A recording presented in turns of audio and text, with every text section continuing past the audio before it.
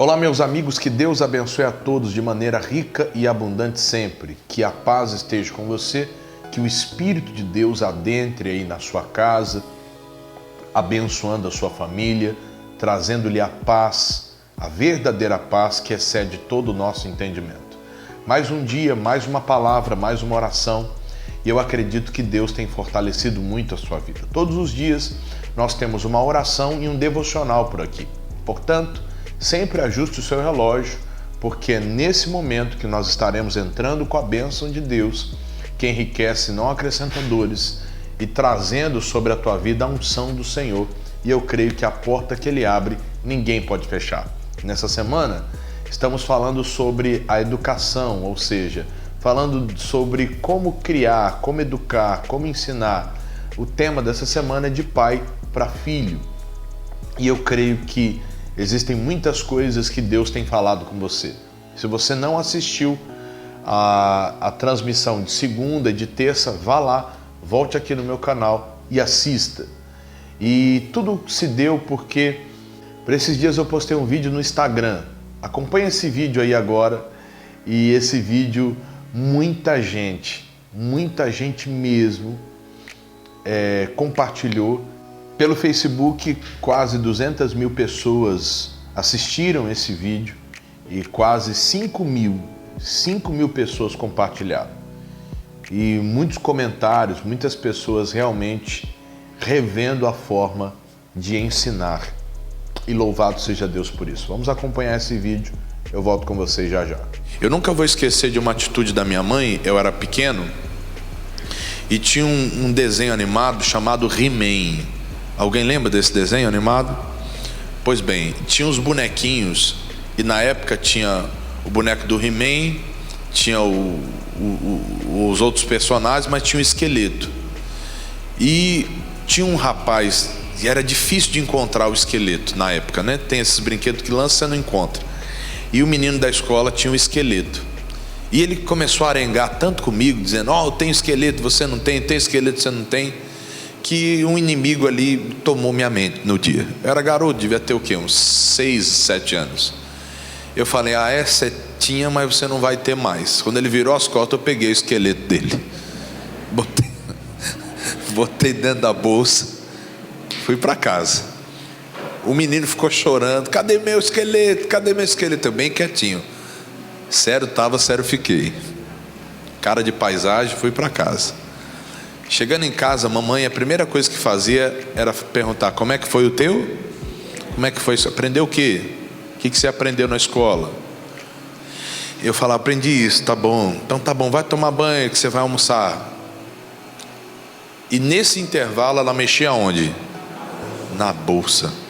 Não tem esse... Pais, aprendam uma coisa: não existe privacidade em jovens que moram dentro da tua casa. É o meu quarto, é o seu quarto o quê? Você paga? Então eu vou entrar quando eu quiser e vou ver o que eu quiser e ponto final. Os pais estão com muito medo hoje em dia. E é por isso que essa juventude aí, que não paga nem Wi-Fi, domina tudo.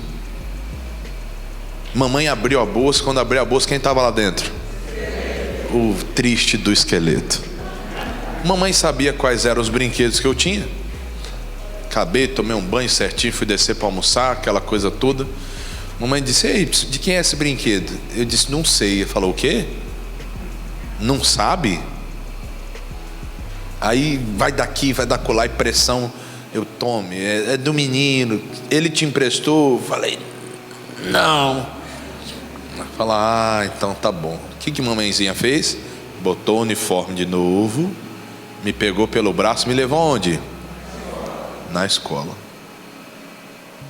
Chegou lá, a escola estava meio que fechada, bateu.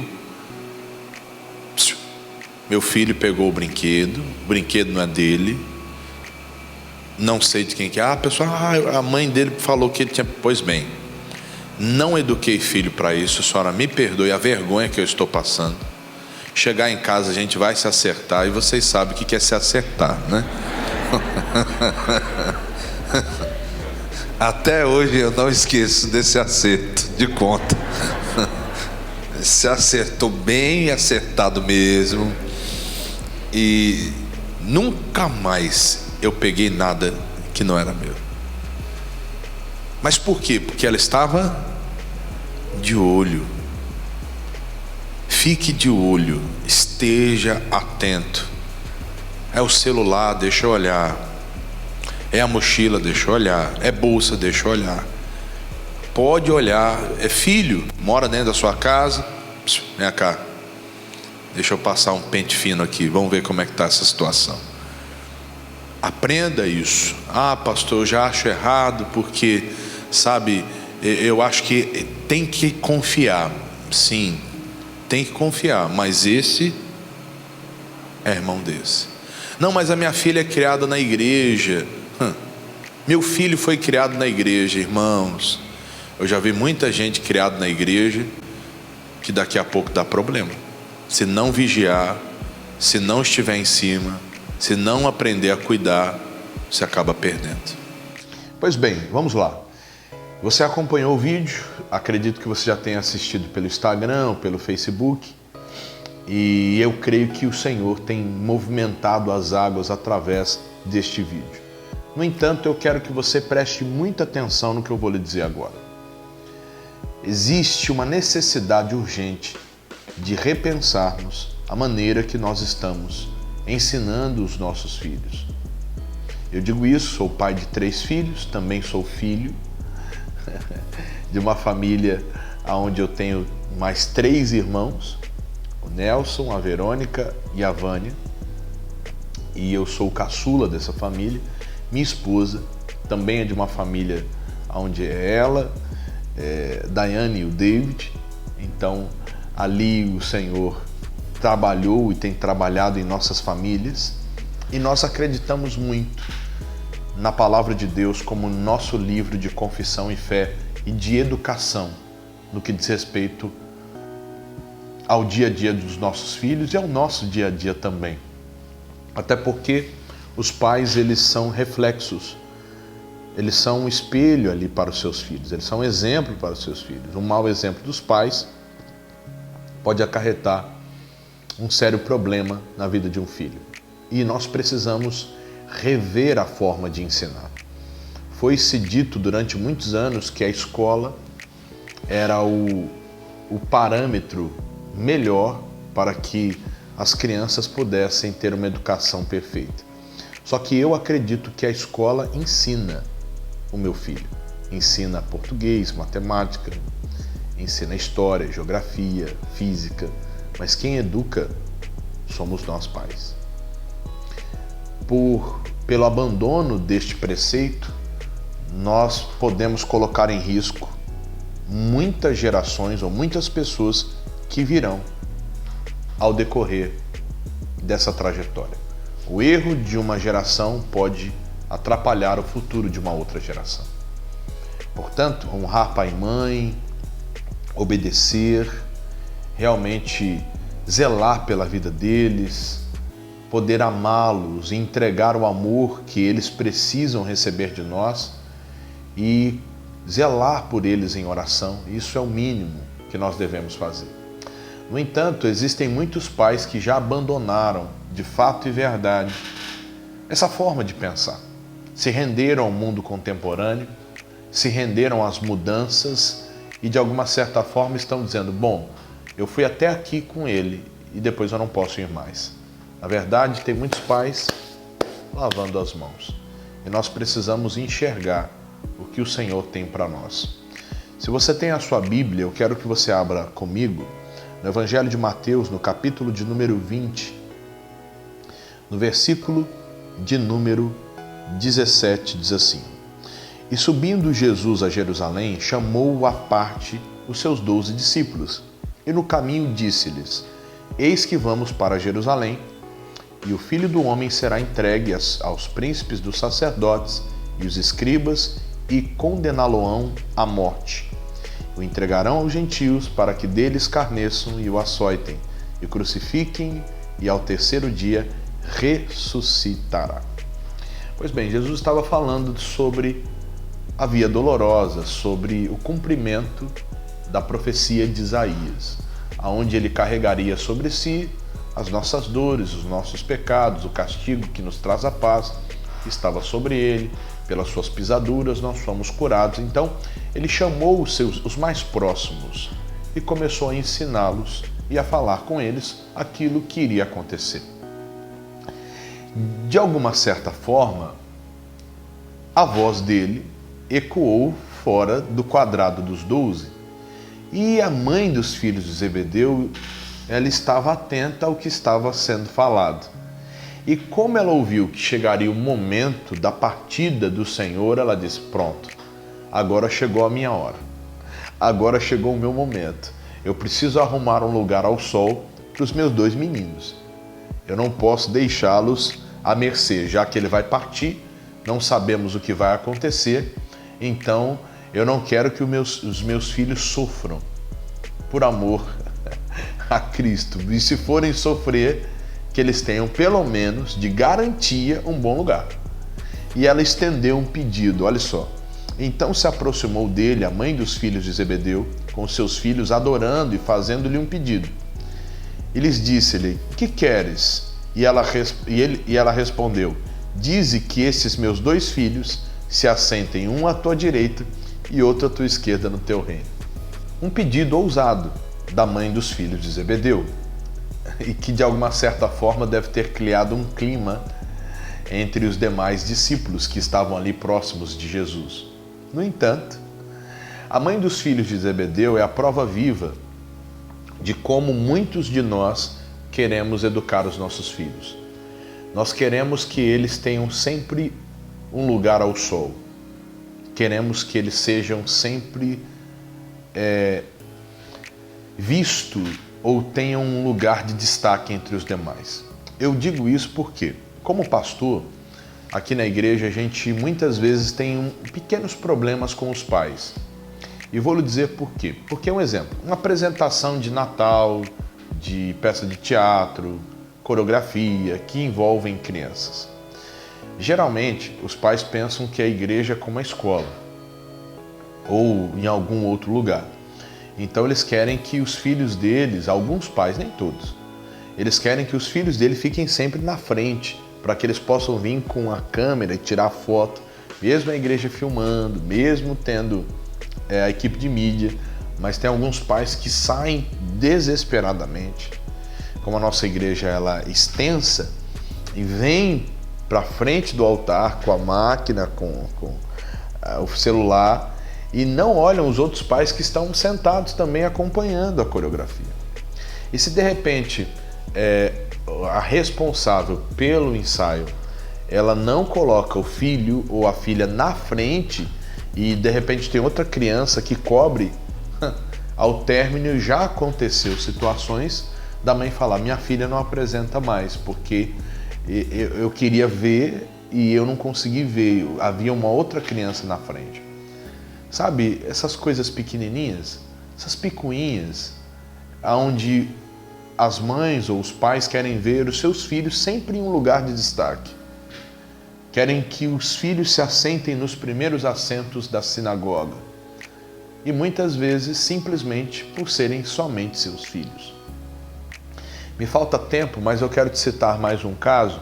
Casos como esse, é claro, nós nunca, em hipótese alguma, enquanto eu estiver à frente de uma igreja, quem estiver coordenando e ajudando terá autoridade nem minha, nem da parte da minha esposa, para colocar uma criança à frente só porque o pai pediu.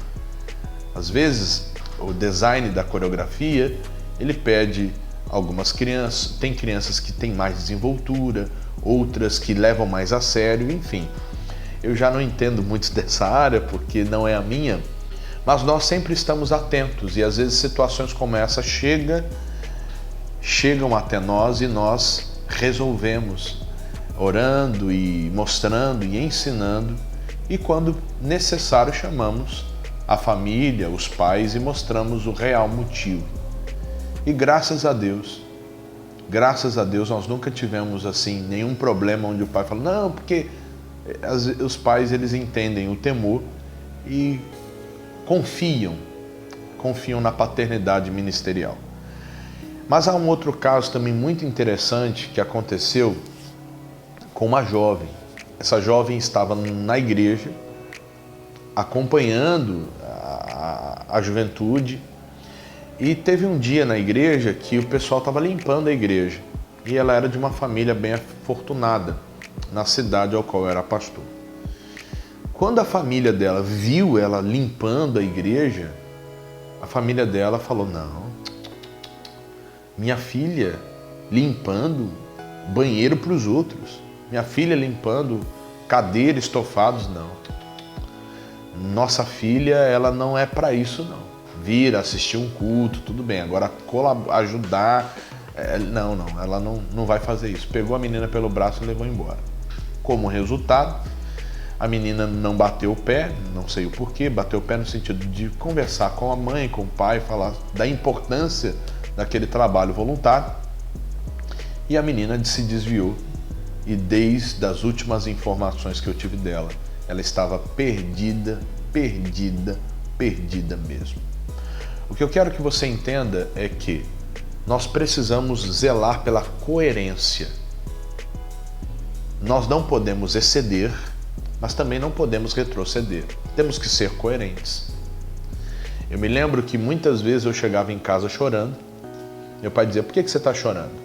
Por causa disso e disso e disso. Ah, então vamos lá, que eu quero entender essa história. Se eu estivesse aumentando, ou se eu estivesse errado, meu pai, era o jeito da madeira dele. Ele dizia: bem feito, você apanhou porque você fez errado. E se continuar chorando, tome outra pisa aqui de novo. Era o jeito dele. E de alguma certa forma isso me amadureceu, porque ele me mostrou o segredo da coerência. E hoje, no processo de educação dos filhos, é da mesma forma. Por que aconteceu? Como aconteceu? Se observarmos, existem muitos pais que não querem nem saber o que aconteceu. Simplesmente olham a versão dos filhos, e se o filho tirou uma nota baixa, ou se chegou chorando da escola, ou chegou com alguma coisa, eles vão até a diretoria da escola e descarregam toda a raiva da vida nos diretores e nos professores. E eu posso lhe dizer sem sombra de dúvida, eu já fui aluno. E em alguns casos, no tempo que eu frequentei a sala de aula do ensino fundamental e médio, eu tenho algumas recordações de muitas mentiras que o aluno conta para os seus pais, amigos. Eu também, em algum momento, queria inventar uma história e outra. Então a gente precisa saber muito bem os dois lados, para que a gente possa ter coerência e possa realmente fazer o certo. Jesus respondeu àquela mulher no versículo 22: não sabeis o que pedis. Podeis vós beber o cálice que eu hei de beber e ser batizado com o batismo que eu sou batizado? Sim, podemos. E diz-lhes ele: na verdade bebereis o meu cálice, mas o assentar à minha direita ou à minha esquerda não me pertence dá-lo, mas é para aqueles para quem o meu Pai o tem preparado. Olha só a reação. E quando os 10 ouviram isso, indignaram-se contra os dois irmãos. Como quem diz: como pode? Os dois estão aqui do nosso lado, estamos lutando tanto, e eles querem tomar a frente de todo mundo. Os 10 pegaram ar, como diz aqui no Nordeste, e não é para menos. Todos estavam na mesma labuta, mas a mãe deles queria que eles tivessem um lugar melhor. Muitas vezes, alguns pais, ao invés de educarem, estão estragando seus filhos. Cuidado com isso. Esteja atento, atenta, pois o Senhor é poderoso para fazer mais do que a gente pede ou pensa. No entanto, você precisa urgentemente se prostrar aos pés do Senhor Jesus e voltar a fazer o que é certo enquanto é dia, antes que a noite venha e você acabe sendo vencido pelo inimigo. Você é pai, você é mãe, faça o seu papel com alegria, com coerência, com honestidade. Chame para a conversa, chame-lhe a atenção dos filhos, sabe? Instrua, conte dos testemunhos do Senhor, ore pela sua casa, ministre sobre a sua família, para que a obra de Deus seja realizada lá. Mas a mãe dos filhos de Zebedeu disse algo a Jesus. Jesus disse: eu não posso fazer isso por você. Como quem diz: isso é só Deus quem pode fazer. então eles terão que buscar de Deus para poderem ter tal privilégio. Esteja atento para não querer se colocar no lugar de Deus para os seus filhos. Porque se assim for, para que eles vão pedir a Deus? Se a mãe dá tudo, se o pai dá tudo. Para que eles vão se converter? Se qualquer coisa que sua filha faz, ou qualquer coisa que ela fala, está lá você fazendo empréstimo, fazendo um monte de coisa.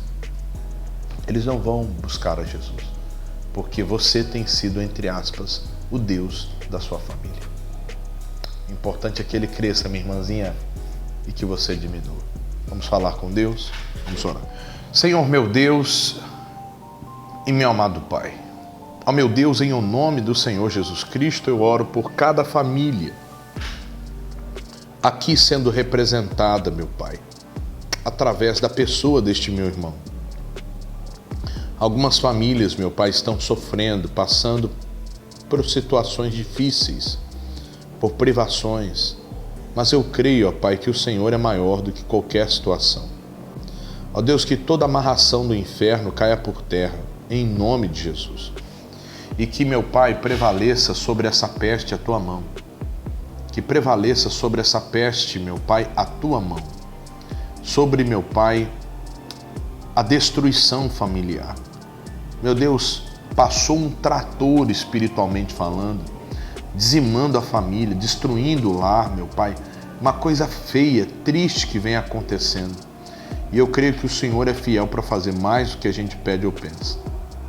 Oh, meu Deus, que toda ferramenta preparada, meu Pai, não prospere.